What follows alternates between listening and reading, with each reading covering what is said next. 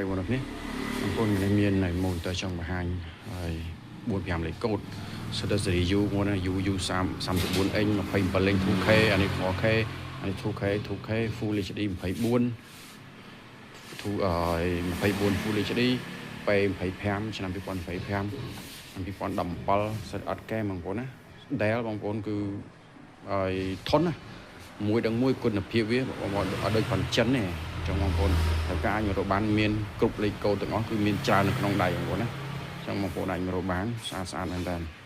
នៅថ្មី condition វាគឺនៅស្អាតតែម្ដងបងប្អូនណាមើលមកជុំណាភ្លឹងតែម្ដងបងប្អូនចឹងបងប្អូនត្រូវការអាចរកបានហើយមានមួយលេខកូដទៀត34 inch គឺស៊េរីប៉េ34ហើយ24 34ឆ្នាំ2024ចាំបានលេខ Novo 32 inch 4K ក៏មានដែរបងប្អូនឬក៏បងប្អូនចង់បាន PC Core i5 ចំនួន6ចំនួន7ចំនួន8 Core i7 ចំនួន6ចំនួន7បងប្អូនអាចរកបានអូខេអរគុណច្រើនបងប្អូនគ្នាមុនតើយើងមានលេខកូដផ្សេងទៀតដែរជា22 inch 24 20 inch អីហ្នឹងឆ្នាំខ្ពស់ហើយក៏មានដែរបងប្អូនណាបងប្អូនចង់បានអាចឲ្យតាក់ទងមកលីមហុងកុំព្យូទ័រមកបងប្អូនអូខេអរគុណច្រើនបងប្អូនគ្នា